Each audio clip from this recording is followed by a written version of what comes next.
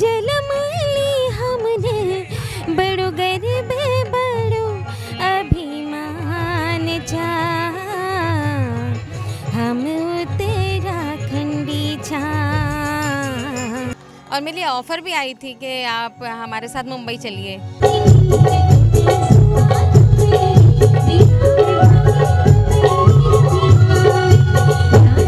मुझे अपने उत्तराखंड से इतना प्यार मिला है कि मैं अपने उत्तराखंड को नहीं छोड़ सकती कभी। स्वर कोकिला के नाम से फेमस उत्तराखंड की लोक गायिका, जिनके गानों में 90 के दशक में लोग अपने पैरों को थिरकने से नहीं रोक पाते थे। हमारे साथ बात करने के लिए मीना राणा मैम हैं, जो उत्तराखंड की एक लोक गायिका हैं और इसके साथ ही कई पुरस्कार उन्होंने प्राप्त किए। मैम, बहुत बहुत स्वागत है आपका न्यूज़ टुडे नेटवर्क में। नमस्कार, धन्यवाद। मैम, अगर मैं बात करूं तो जो संघर्ष था आपका बचपन का, कैसा वो संघर्ष था जिस समय आपने म्यूजिक इंडस्ट्री में कदम रखे? जब मैं इस इंडस्ट्री में आई थी तो बहुत ही छोटी थी, तो संघर्ष का तो मुझे पता नहीं चलता था। हम तो एंजॉय करते थे उनको उस टाइम को, और बहुत अच्छे से गाना गाना और प्रोग्रामों में जाना, बहुत अच्छे से हम लोग ये प्रोग्राम को लेते थे और एंजॉय करते थे। संघर्ष तो मैं नहीं कहूँगी क्योंकि हम बहुत छोटे थे तो हमें पता नहीं था। जी। आपका जन्म जैसे कि दिल्ली में हुआ है, मसूरी में हुआ है, तो उसके बाद आप दिल्ली में पढ़ी बड़ी हैं, दिल्ली में रही हैं, तो उस समय ऐसा नहीं लगा कि आप उत्तराखंड के गानों में आपका दिल आया कि बॉलीवुड की ओर जाएं? तो इस तरह से कोई ख्याल नहीं आया आपके मन में? मैं जैसे कि दिल्ली में पढ़ाई लिखाई दिल्ली में हुई, कुछ पढ़ाई मसूरी में हुई, जन्म मसूरी में हुआ, लेकिन मैं दिल्ली में टी सीरीज़ में गाती थी और वहाँ से मेरे लिए हिंदी के लिए बहुत ऑफ़र आते थे और मैं गाती भी थी हिंदी वहाँ पे, भजन, खासकर भजन वगैरह, मैं डिवोशनल्स गाती थी और मेरे लिए ऑफ़र भी आई थी कि आप हमारे साथ मुंबई चलिए, लेकिन कुछ कारण थे कि मैं नहीं जा पाई उनके साथ। और क्योंकि मुझे अपने उत्तराखंड, शायद अपनी उत्तराखंड की संस्कृति की सेवा में मुझे इतना समय बिताना था, तो शायद ईश्वर भी यही चाहते थे कि मैं अपने उत्तराखंड के लिए गाऊं। मैम, आज जैसे कि सोशल मीडिया है, इतनी जल्दी गाने जो भी होते हैं वायरल हो जाते हैं सॉन्ग्स, वो जो दौर था 90 का दशक, किस तरह से आप लोग मेहनत करते थे और कैसे उस समय तो कैसेट्स और रील्स के जरिए लोग सुनते थे, तो जो प्रमोशन के लिए कितनी उस समय दिक्कतें होती थी? अब तो खैर सोशल मीडिया का इतना अच्छा चलन हो गया है, बहुत ही अच्छा प्लेटफॉर्म मिल गया है सब आर्टिस्टों को।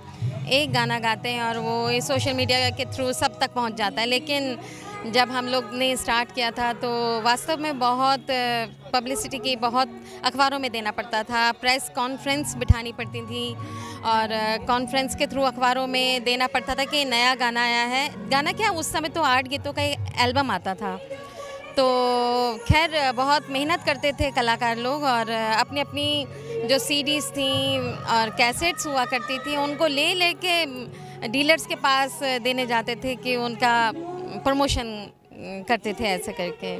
आप अपनी सुरीली आवाज़ से कई बार आपको सीने पुरस्कार जो हैं वो भी प्राप्त हुए हैं। सरकार की बात करें तो किस तरह से सरकार का जो कलाकारों को है वो सहयोग मिलता है आज के दौर पर?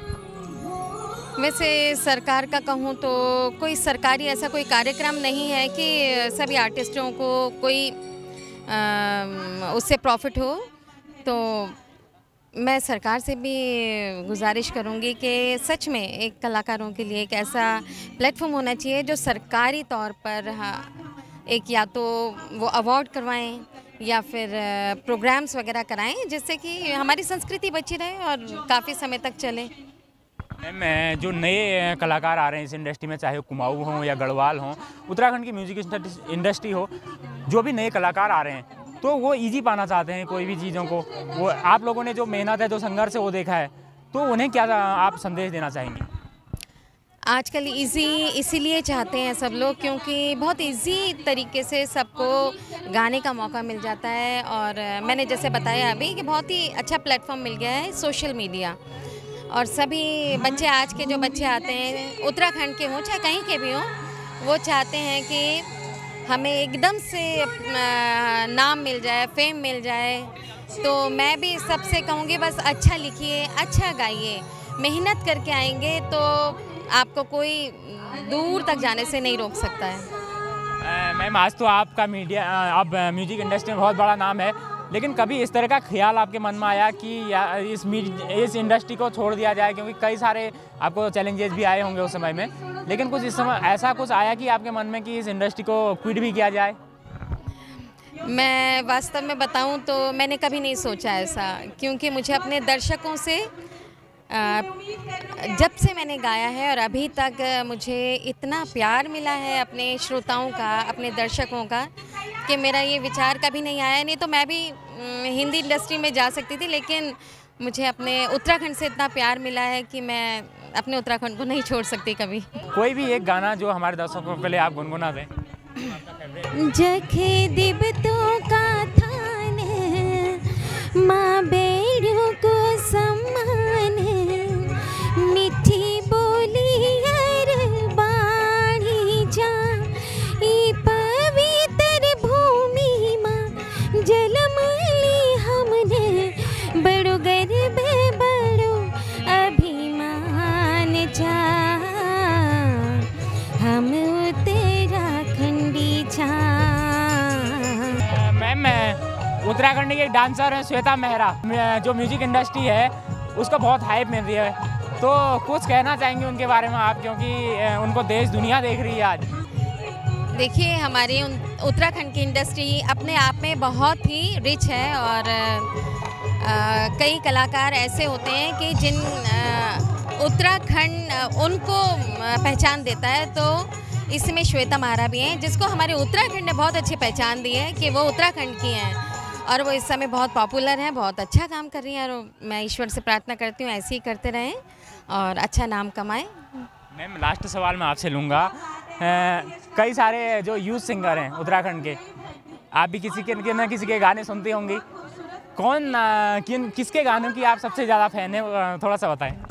उत्तराखंड में उत्तराखंड में वैसे तो आजकल बहुत अच्छे नए कलाकार बहुत अच्छे हैं, लेकिन हमारे उत्तराखंड के नरेंद्र सिंह नेगी जी हैं, प्रीतम भरथवाण जी हैं, प्रहलाद मेहरा जी हो गए, ये बहुत सुरीले कलाकार हैं, तो मैं इनको सुनना पसंद करती हूँ।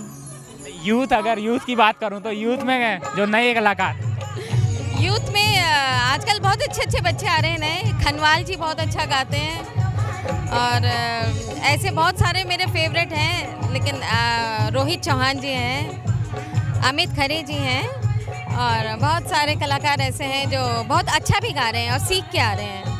Thank you so much ma'am, news student network से बात करने के लिए जो आपने हमें समय दिया, बहुत बहुत शुक्रिया आपका। धन्यवाद।